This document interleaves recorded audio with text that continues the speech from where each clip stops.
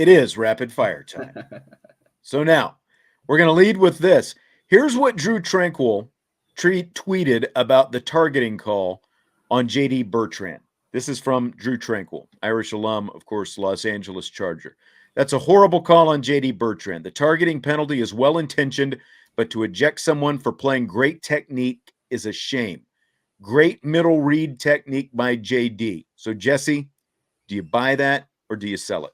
I mean, you're asking a very biased question here, so I'm 100%. I'm asking a linebacker, a former linebacker, that question. So yeah, I know, and bias aside, though, all jokes aside, I completely buy what Tranquil is saying, and I thought in live time, I thought J.D. Bertrand was just, how do you do that? It's just your first play back, or maybe even first series back. I can't necessarily remember, but as soon as he comes in, he's put into a tough like he would, like the technique that Tranquil was describing. That's a hard play because he's got to cover him and then make the tackle. And I thought that the tackle was led with face mask into the shoulder. I thought it was a clean hit. It only looks dramatic because you're May threw that to his guy up the seam, knowing he's going to take a lick. Like that is a play where your guy is going to take a lick almost instantly of catching the ball. So I thought the technique was good. Orlovsky pointed out a good point. That's like a 6'2" Bertrand compared to a 6'6", bigger body. I can't remember if it was tight end or wide receiver, but he was a tight end. According to their official listed heights, Bertrand is 6'1". Bryson Nesbitt is 6'5". So you're still talking about 4 inches difference right there. And I think that's a factor as well. Right. And he didn't lead with the crown of his helmet. His face mask struck the defender in his shoulder pads. It was not in the neck. It was not in the head. It was a beautiful football play. I thought that, he made the coverage, he made the tackle, and he did what he was supposed to. And it only looks dramatic because of what we were talking about, that whoever is catching the ball in that play design is going to get hit hard no matter what. And it's going to catch them off guard. They're not going to be prepared for the hit. And so unfortunately for J.D. Bertrand, it was just, any other linebacker that makes that play, they're doing what they're supposed to. But he just didn't lead with the crown, in my opinion. He didn't, try to, what's the word? Like spearhead. There was no launch with the head. I thought it was face mask right into the shoulder pads, just a natural football play. So, and that's exactly it. That's exactly it. And again, when you start with the fact that Bertrand is 4 inches shorter than the guy, just naturally, there's going to be your tackle is going to be at a different level when the guy is, kind of bent over like that.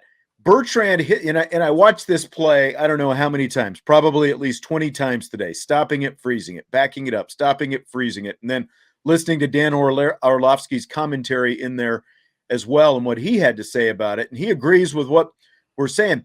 Bertrand hits Nesbitt with his face mask first on Nesbitt's right shoulder.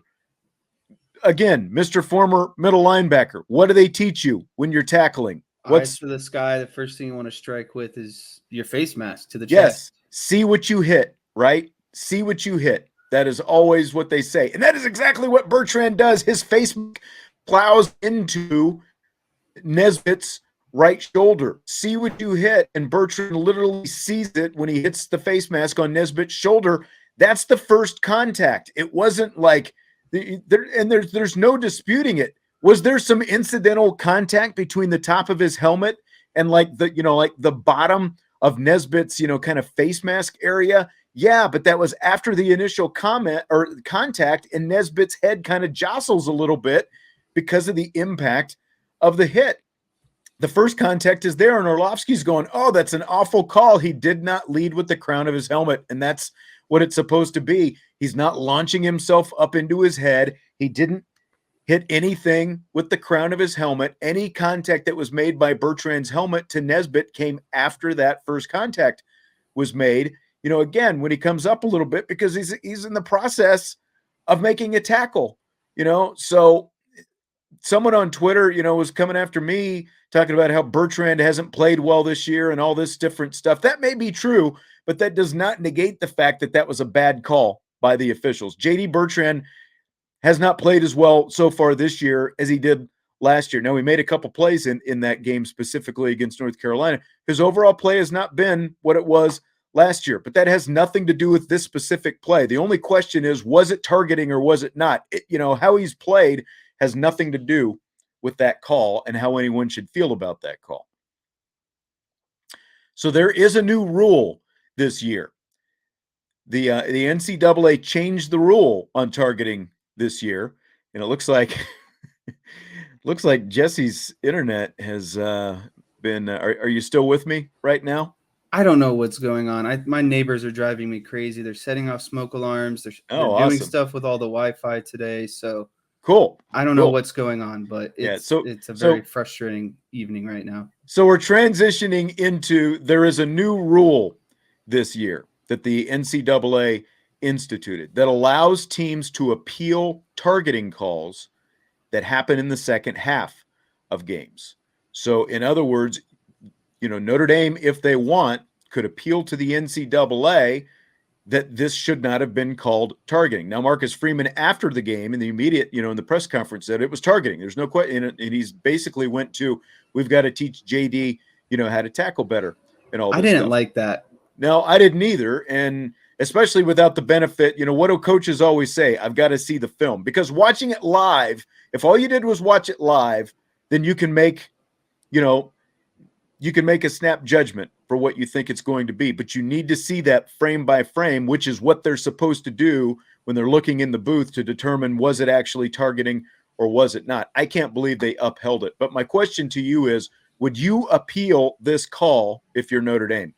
I don't understand why you wouldn't appeal. Well, the worst thing that they can say is no, and you're already in a no situation. So why not have the opportunity of getting a yes? There's no consequence to appealing. It's not like his suspension would get added on or anything like that. There's no repercussions, in my opinion, to appealing. And like you said, I just can't believe that they went to the booth and still determined that this was targeting. And again, another point is, if I'm Marcus Freeman, I understand, you want to say, oh, we got to teach our players better, but you haven't seen the hit.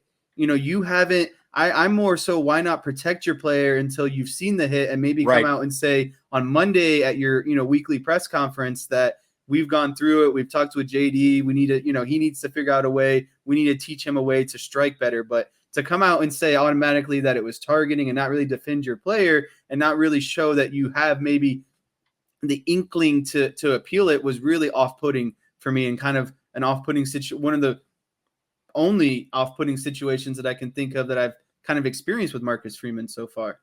Yeah, I was surprised that he was, I guess, that definitive with his response to it, again, because coaches always want to say, well, I got to go back and look at the film. Again, if all you're doing is watching it live as it happens and you're watching it from across the field, and like on the targeting, now I wasn't in the stadium, so I can't say for sure what they showed, but they typically don't show that kind of stuff, up on the Jumbotron, like the targeting reviews and stuff like that. But if you're watching it live, it looks worse than it actually was, because again, Bertrand is 4 inches shorter than Nesbitt, which makes it look like Bertrand maybe is, like just his trajectory is going upwards, but he's not really going upwards. He's going into him. It's just that he's 4 inches shorter than him, so it looks a little bit different. But if you slow it down and watch it, again, what actually happened, which they would do in an appeal, you can see there is no actual targeting because he didn't go helmet to helmet by any means. The first contact is with Bertrand's face mask to the shoulder, and then you get some incidental grazing afterwards. So I would absolutely appeal if I am Notre Dame. I'm curious to see if they do. We won't potentially be able to find that out until next week, but I will be really curious to see if they do appeal that targeting, because now you were already without JD Bertrand in the first half of North Carolina. He comes back in, immediately makes impact, stripping the ball away from May and forcing that fumble. And then you had a big play right there. So I would absolutely appeal this, since that is a new possibility this year. Fill in the blank, Jess. ABC's broadcast of the Notre Dame Carolina game was blank. The broadcast itself was great. The production Not as great. I Yes, thought and that we're talking about the overall. We're talking about it all, baby. so in those terms, I wouldn't say great. I would say subpar. It reminded me a lot of the Ohio State game. Not not great camera work. Not knowing where to be at the right times. I thought Orlovsky was really good. I enjoyed listening to him throughout the game. Did he have a couple of things wrong here and there? Yeah, but I mean, it's a tough job to kind of prepare for a college team like that completely in 1 week. I thought he did a very good job. Given the situation. But yeah, overall, the whole package, it was underwhelming. And if it for someone, a product like Notre Dame, and I'm not just saying this as a fan, I'm saying the product of Notre Dame, knowing how many viewers you're going to get, I think that you can do better. And they need to do better, knowing what kind of viewership they're going to get because Notre Dame is playing. I'm going to go back in just a second.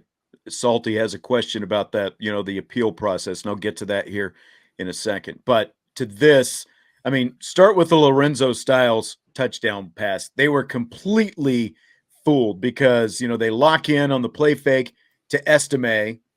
You've got Styles running a post. You get a touchdown, only we don't see the touchdown pass for almost 5 minutes. We don't even get a replay. They started to show the replay, but they go and show them kicking the extra point instead. So then we go to commercial break. We come back. Again, it takes almost 5 minutes to get to see that. So, I mean, the production there was horrible. He called Harry Highstand once, which was, it reminded me of the first game of the season when Fowler and Herbstreit were talking about a Harry Highstand. And they are now, obviously, Herbstreit and Fowler don't have any control over the director and the cameras and all that stuff. But then they're zooming in on somebody on the sideline that is supposed to be Harry Highstand, but it was not Harry Highstand. And, so there were just like both times we've seen ABC, it has been really sloppy so far, along the lines with the production and the direction of the game. It has been really bad. I like Orlovsky's technical knowledge. I like his ability to explain why things happen, that kind of thing. He called Maris Leofau the impact player of the game early, talked about his tremendous natural instincts. We saw more of that, I think, than we've seen this year in the game. Again, maybe part of that's because North Carolina's offense was so simple, but still, he talked about Michael Mayer as being the most complete tight end in the nation because of his willingness to block, and then, after remember the timeout that Marcus Freeman took with 28 seconds left in the half. And, there was all this, what were they going to go for it? Are they going to kick it? He predicted that Freeman was going to kick it after taking the timeout. So I thought that was good. Bob Wischusen, not bad. But I think Orlovsky really elevates that broadcast. I think the one knock on him would be the fact that he spends all week talking about the NFL, and then he has to go outside that to prepare for college games on the weekend. So I think that hurts him a little bit because there were, some more details that maybe he's not as up on as he needs to be specific about the team. But that's what's going to happen when you're talking about the NFL all week and you're calling college games on the weekend.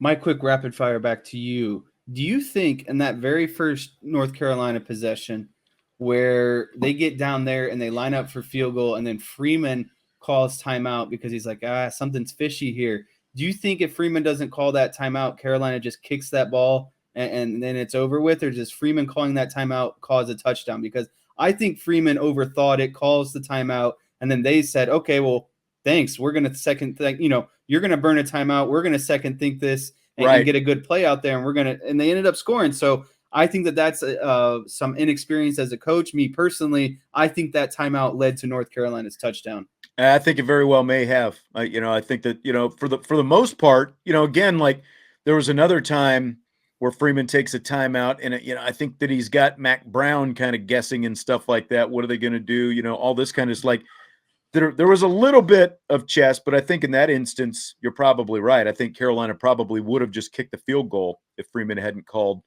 the timeout. That's what I thought. I just thought it was something interesting that wasn't really talked about. That's all. Yeah. So Salty asks, can Bertrand's targeting suspension for the first half of BYU be lifted by appealing to the NCAA or when officials review Saturday's call. Yes. So if you appeal to the NCAA and the NCAA backs your appeal or, reverses the call, then they would essentially, this is why you are able to, you can't appeal a first half targeting, because obviously if it's a first half targeting, you're just ejected for the second half of that game. But if it happens in the second half, then you've got a week. In Notre Dame's case, obviously 2 weeks, but you've got a week until your next game.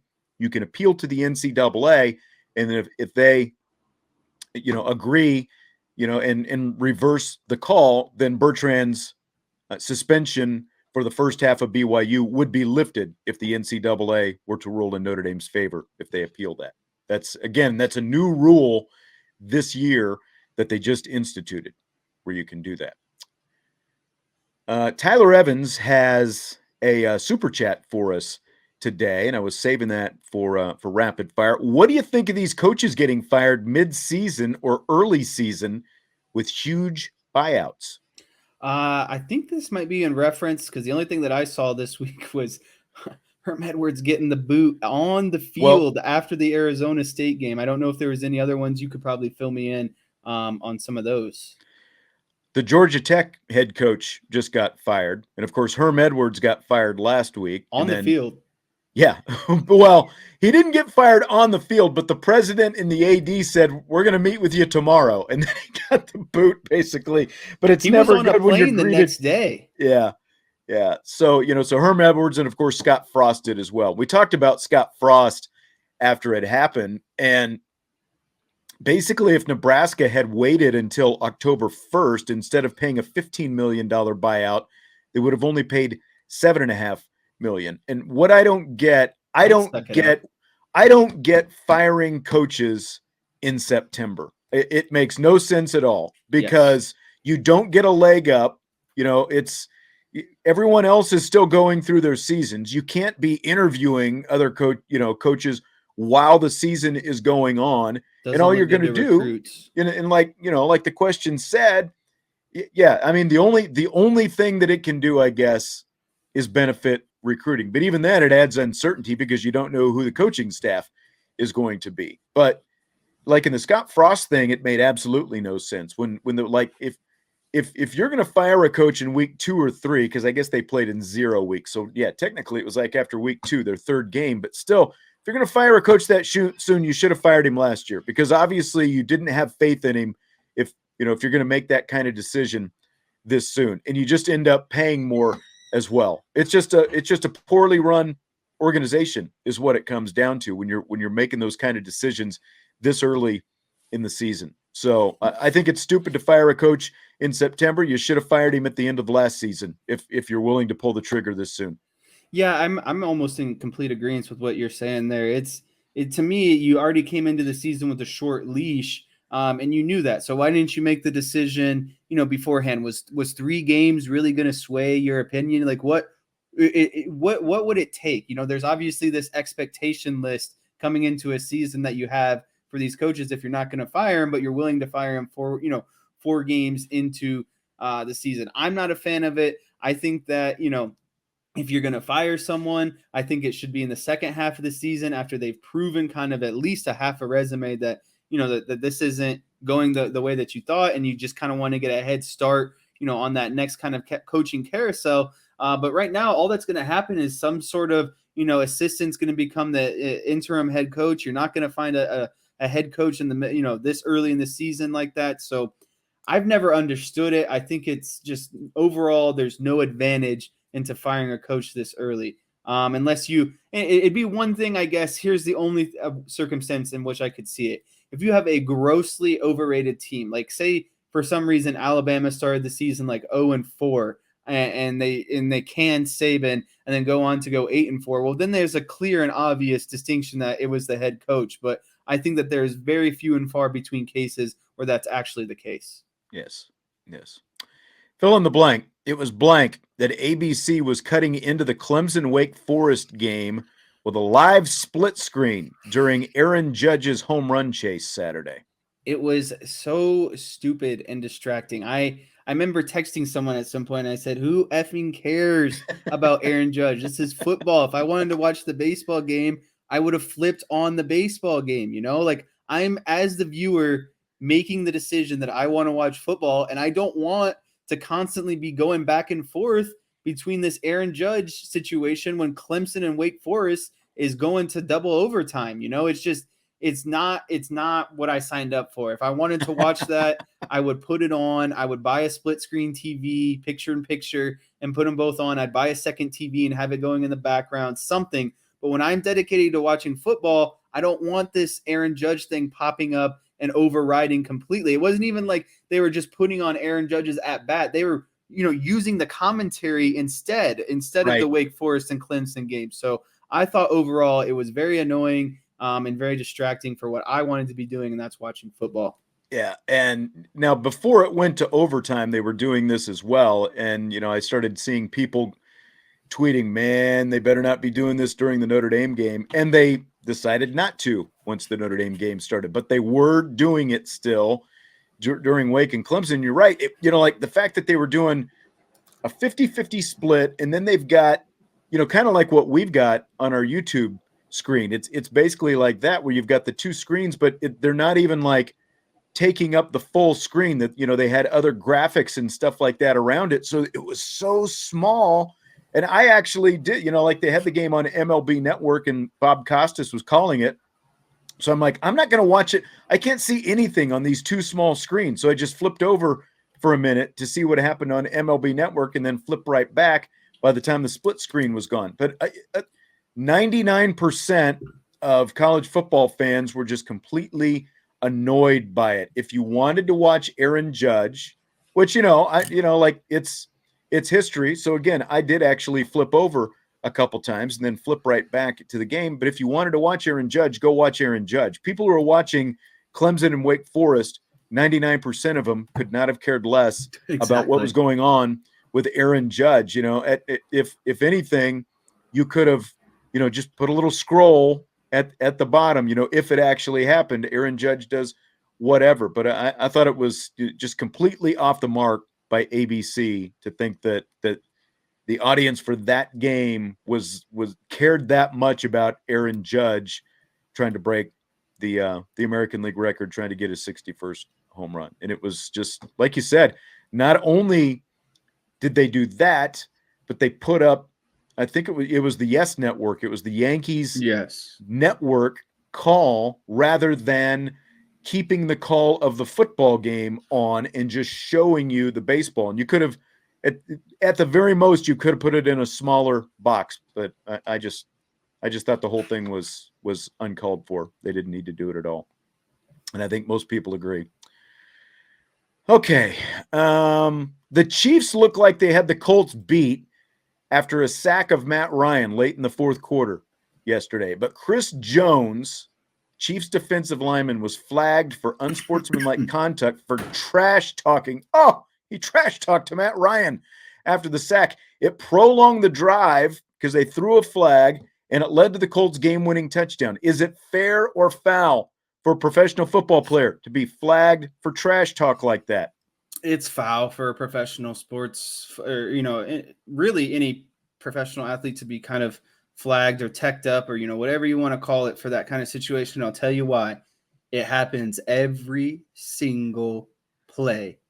Every single play there is trash Somebody talk saying between something. That's one right. person on one side and one person on the other. So if here's what I'm going to say. If you're going to call that on Chris Jones, then you better be calling that penalty every time you hear guys trash talking. And you know what that's going to lead to? A flag on every single play, because that happens every single play. You can't pick and choose when it's time to throw a flag on someone because they said an F-bomb to the other guy across the line of scrimmage. These are grown men. They say it to each other every game. Indy Nation, a rule is a rule. But you can't pick and choose when you want to enforce the rule. This can't, especially in the because most you can't critical tell me situation. that was the only time that happened. No, I get it. They've got the targeting, or not the target, the taunting thing and all that. But it was like, come on. It's like last year. Remember, what game was that where some guy made a gesture towards the other team's sideline and got an unsportsmanlike penalty, and that team ends up coming back to win? I just don't like when these kind of situations overtake a game or allow another team to win, because that's essentially what happened. And I really don't care about what was said because, like I said, there's it a doesn't lot matter of what bad was said, things because you can't tell me that something wasn't said on the play before that and probably the play after that by other people, as in the entire course of the game. Here's why I really brought this. One, I completely agree. These are grown men. They're getting paid millions of dollars. Who cares what they say to each other? Who cares if they're tracking? This is not college. This is not high school. And quite frankly, you've been out there on a high school field as well, and I've seen and heard, other accounts of, pretty bad stuff, taking place on a high school field where nothing was ever done, in terms of unsportsmanlike conduct. Here's the real reason I brought it up, though. Here's what really grinded my gears on this, because again, they get the sack. The Colts are going to have to punt because there's like 5.5 minutes left or something like that. So there was still time. The Chiefs are up by 4. They were minus 3.5 in that game. And if the point, well, even with the Colts, the bottom line is I had a parlay on this game. I had the Chiefs giving the points, and I had the under as well. And they were sitting, I had them at 3.5. They were sitting with a 4-point lead at that point.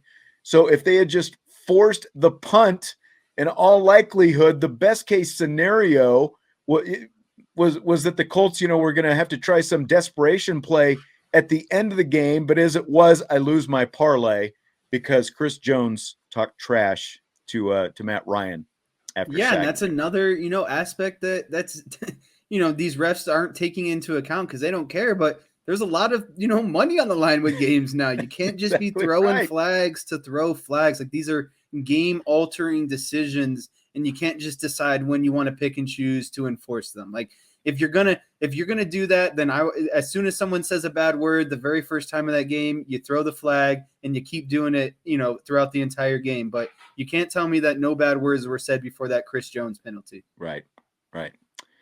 What'd you think about the butt punt yesterday? Dolphins, Bills. I thought it was hilarious. I thought which is worse?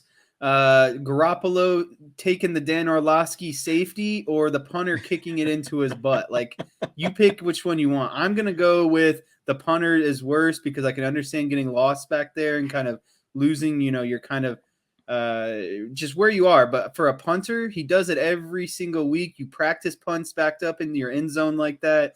There's no excuse. I love the freeze frame shot of the football like forming around his butt, and it looks like he's like the ball is literally up his butt. So yes, I thought it was hilarious. Don't get me wrong, but at the same time, it just can never happen. I just flipped over on the ticket, and I'm not sure who the analyst was, but he was saying, should the Dolphins just take a safety here, just run out of the back of the end zone rather than risk this punt? And then what happens?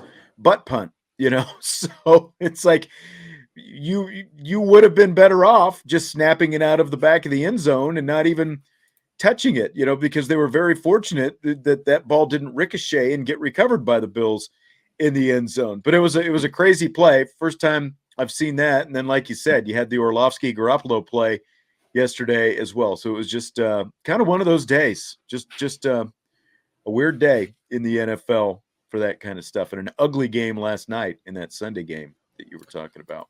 These Sunday night games have been brutal. Like, that game, is Russell Wilson even a good quarterback anymore? Like, one drive, and I can't remember who it was, but it's like he's missing just easy passes. I don't know what's going on with him right now, but yeah, Sunday night football has not been fun so far. Yeah, Michael said there's no way that's the correct formation. Why have a personal protector backed up in the end zone? That is a good question, because there was barely maybe 4 or 5 yards between them from where the personal protector was to where the punter was lined up at the back of the end zone. It was pretty tight back there. I'm not sure why you'd have that either. It's like you almost just need him standing, between the guard and the center or something like that in that gap just to protect it. I don't know. LeBron James tweeted this over the weekend. Do I have college eligibility if I went to play another sport besides basketball? How does that rule work? Would you like to see LeBron play another sport in college, Jesse? No, I wouldn't like to see LeBron play another college sport. It's college sports for a reason. Could he compete based off of pure athleticism? Sure. But, these are college kids. They're chasing a dream that they want. LeBron's lived his dream. He's still living his dream. He's going to continue to live his dream for a couple more years. I think his ultimate dream is to play in the NBA with his sons. Major coincidence that the NBA Players Association is now trying to get the rule changed where you can come into the NBA straight from high school as LeBron's years are running out and his sons are approaching the NBA. I thought that was a funny segue, very coincidental. I thought it was funny today that the Ohio State athletic director tweeted back at LeBron and said that basically if you never pursued a professional path in said sport, you had the eligibility left to play another sport, meaning like J.R. Smith. J.R. Smith is playing college golf. Right. And so LeBron knew the answer to the question. It was just all a publicity stunt to get some attention, to get, some attractiveness around his tweet. He's not an idiot. His best friend is J.R. Smith. He knows these things. It was just I love LeBron, but at the same time, he just was, floating one out there just to get people to respond and say, oh, we'd love to see you play football at Ohio State. That's what he was looking for. So yeah, that's exactly what he was looking for. Like he needs more love and attention thrown his way at this point. It would, and where he is with his body right now. Like I'd like to see him actually maybe go to Jackson State and play tight end for Deion Sanders or something like that. Like if it was going to happen, go to a smaller school, not Ohio State necessarily. I think that'd be a good matchup for them. Last question tonight, Jess. Fill in the blank. It's blank that Rihanna has been announced as the Super Bowl halftime featured musical act. Just so you don't do it again, it's Rihanna.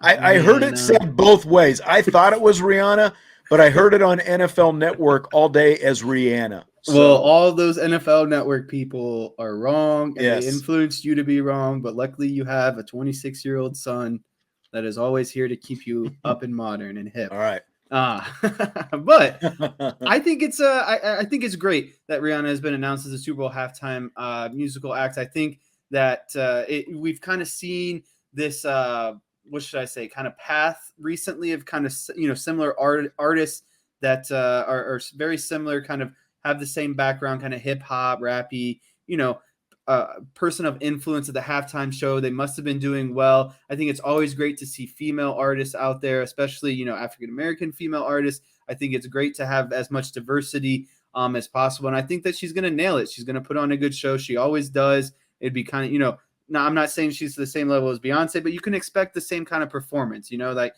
it's going to be a great show overall. I don't think that I think it's a step back maybe from, like the Kendrick Lamar stuff that we've seen in the past that might be a little bit too much for people. I definitely think that Rihanna is that kind of in between of, kind of the all different genres or groups of people that you're trying to hit. I know you're not a huge fan of past Super Bowl shows, so that this is kind of a step down from that. It's a notch down from that. And I think that that's what the aim was with going with someone like Rihanna. It's more neutral. Yeah. It appeals to more people overall. Rihanna.